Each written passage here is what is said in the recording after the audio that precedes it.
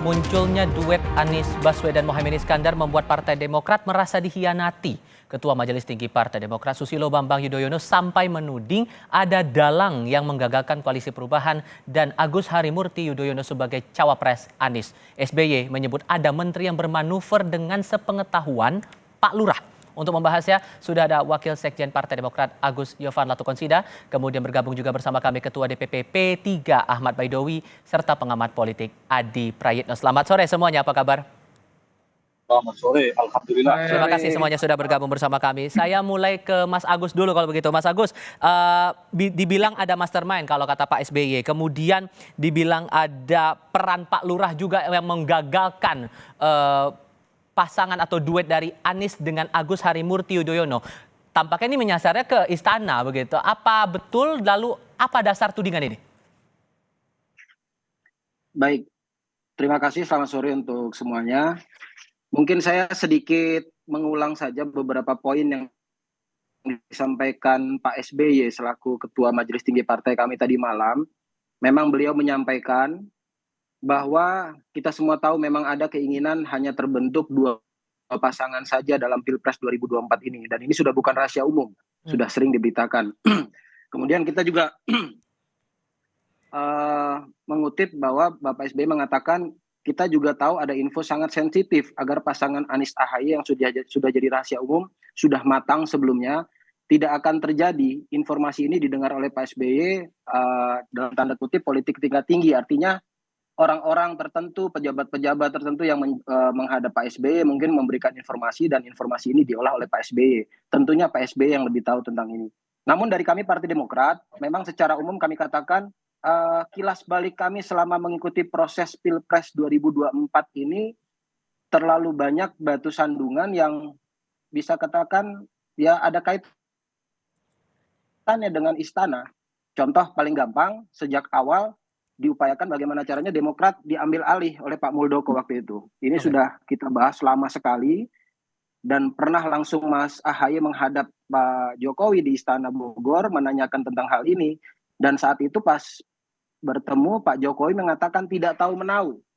Yang mungkin benar adanya tidak tahu menahu. Tapi kemudian setelah muncul berita Pak Muldoko hadir dalam KLB di Sibulangit Deli Serdang, kemudian artinya ini sudah terbuka kepada publik, namun nyatanya tidak ada juga tindakan apapun yang diambil oleh Pak Jokowi.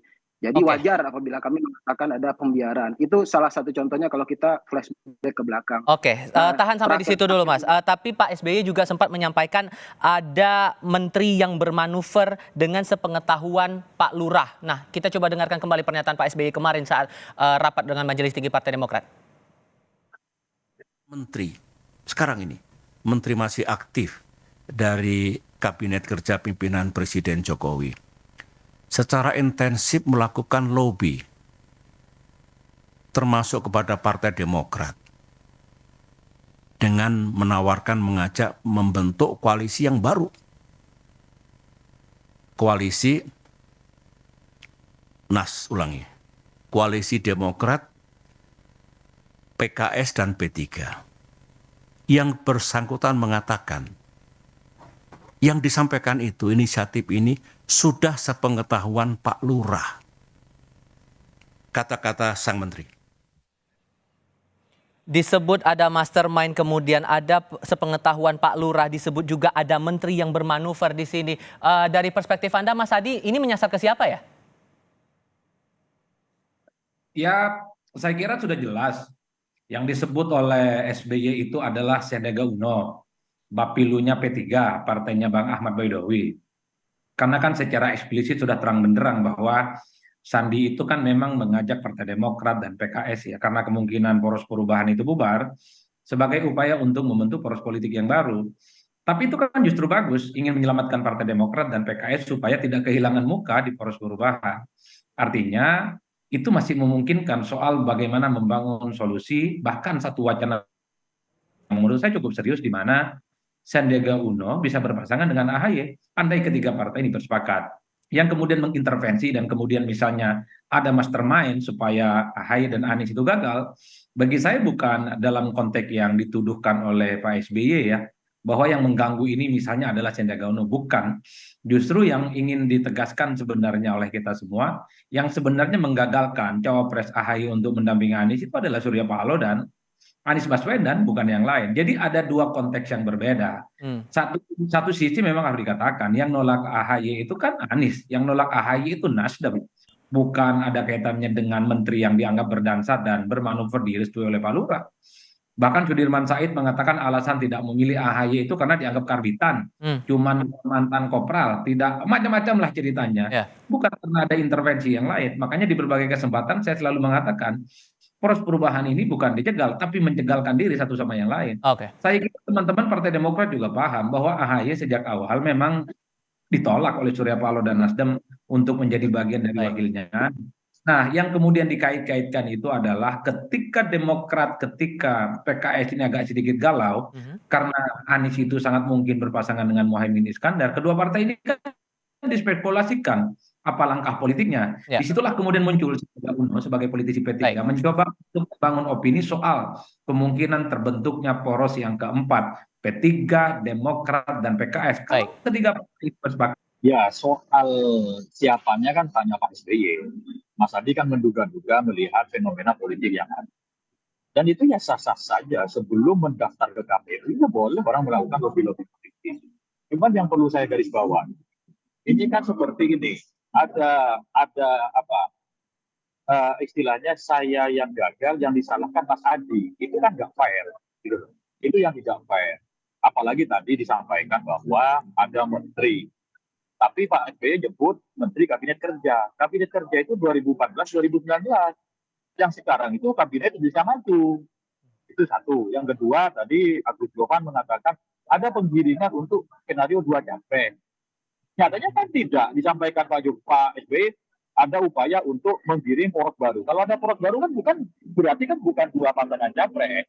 Nah, saya kira kalau kemudian koalisi perubahan itu tidak berlanjut, ya itu jangan salahkan yang lain. Berarti komitmen politiknya tidak tuntas. Apalagi ini temannya Mas Jovan juga semalam konfres siapa Iftitah Sulaiman atau siapa itu menyebutkan bahwa nama Caimin sudah muncul sejak Desember 2022. Nah, ini kan saling bantah di antara satu sama lain. Nah, menurut saya kita lihat ke depan. Kan memang sudah jodohnya Demokrat dengan Nasdem. Mau apa lagi? Sebelum memang memungkinkan untuk berubah masih mungkin. Tapi kan kalau sudah deklarasi, kemungkinan untuk berubah lagi pasangan Anies Muhaimin itu agak sulit. Kan sudah dideklarasikan tadi di Surabaya. Nah, ayo ke depan, siapapun capresnya, siapapun pasangannya, kita lihat ke depan, kompetisi secara sehat. Baik. Jangan sampai nanti kelemahan-kelemahan diri kita itu dibebankan kepada orang lain. Baik. Itu tidak fair. Oke. Dan terjadinya Anies Muhaimin dan bubarnya koalisi perubahan tidak kiamat kok secara politik. Baik. Masih banyak alternatif-alternatif yang bisa dilakukan. Oke. Nah, kalau begitu Mas Agus, ini kan sudah deklarasi nih. Pak Anies deklarasi berpasangan dengan Muhaimin Iskandar. Maka langkah Demokrat berikutnya bakal gimana kemudian? Sudah punya arah koalisi bakal berlabuh kemana? Mas Agus? Iya. Kalau kita bicara arah koalisi ke depan, ya yang pasti dalam ADRT kami mengatur itu wewenangnya ada di Majelis Tinggi Partai. Dalam hal ini ketuanya Pak SBY, wakilnya Mas AHY langsung. Jadi memang seperti yang kami katakan dalam beberapa talk show juga dengan media-media lain, biarkanlah ini 2-3 hari ke depan menjadi masa idah dulu untuk kami mengamati situasi politik ke depan, baru bisa menentukan langkah. Memang kalau kita lihat kenyataan di lapangan, ya saat ini capres dari 3 capres itu yang ada tersisa hanya koalisinya Pak Ganjar dengan koalisi Pak Prabowo. Tapi tadi juga dari awal sudah dibahas, tidak menutup kemungkinan kalau ada koalisi baru, poros koalisi baru, misalnya Demokrat, PKS, P3. Tapi kenyataannya sampai hari ini PKS mengatakan dia masih mendukung Anies, masih ada dalam koalisi perubahan. Artinya poros baru ini pun masih blur masa depannya. Jadi di antara 2 pilihan, apakah koalisi Ganjar dan koalisi Prabowo, ya kita lihat ke depannya. Karena masih ada waktu 1,5 bulan, hampir 2 bulan ke depan, saya yakin masih banyak yang bisa terjadi dan politik ini masih mengalir. Oke, kalau menurut Anda Mas Adi dengan ada ide Demokrat, PKS, P3 membentuk koalisi baru lagi, ini memungkinkan atau tidak? Atau mungkin ada peluang lain yang bisa dipakai oleh Partai Demokrat? Ya sebenarnya wacana soal poros baru ini kan tidak terlepas dari insoliditas partai-partai pendukungnya Anies Baswedan ya. Saya justru melihat ini kan bangunan-bangunan narasi yang berkembang entah siapa yang bicara. Kalau saya mendengar statementnya Sandi justru ingin merangkul PKS dan Demokrat itu untuk menjadi bagian dari koalisinya pendukung Ganjar Pranowo, Mas. Hmm. Karena kalau dilihat kecenderungan rata-rata membentuk poros politik baru ini kan kemungkinannya agak rumit ya. Pertama, P3 itu selalu menyatakan tegak lurus istiqomah secara politik untuk bersama dengan PDIP mengusung Ganjar Pranowo sebagai capres, sekalipun misalnya P3 itu tidak mendapatkan posisi capres. Itu fix loh sampai saat ini. Kemudian kita juga misalnya mendengar seringkali bahwa Sandi misalnya ingin mendekati Demokrat dan PKS untuk menjadi bagian dari koalisinya pendukung Ganjar Pranowo. Bukan ada upaya-upaya untuk membentuk poros politik yang baru. Sambil lalu kemudian muncullah narasi bahwa Sandi duet dengan AHY dan seterusnya. Kenapa saya sebut rumit? Karena PKS kakinya juga ada di perubahan gitu ya. Sekalipun hari ini tidak hadir dalam deklarasi duet antara Anies Baswedan dan Caimin.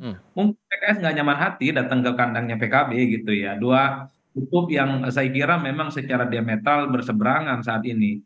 Karena kan memadukan PKS dan PKB ini tentu tidak gampang, Mas. Ini kan bagaikan minyak dan air yang tidak akan pernah ketemu. Oke. Betul bahwa PKS mendukung Anies, tapi secara ideologi, secara madhab, secara kultur, dengan PKB dan PKS ini saya kira konfrontatif. Itu yang sepertinya membuat kenapa PKS tidak hadir dalam deklarasi hari ini. Oleh karena itu, bagi saya membentuk poros politik baru, sekalipun ada kemungkinan, tapi serumit-rumitnya untuk bisa diwujudkan. Oke. Apalagi misalnya waktu ini kan cuma tersisa kurang lebih 1 bulan 2 Iya. minggu untuk pendaftaran ke KPU ya. Baik. Saya meyakini sampai lebaran kuda sekalipun, nah ini istilah yang dipakai SBY, Oke. rasa-rasanya poros yang baru ini agak sulit untuk diwujudkan.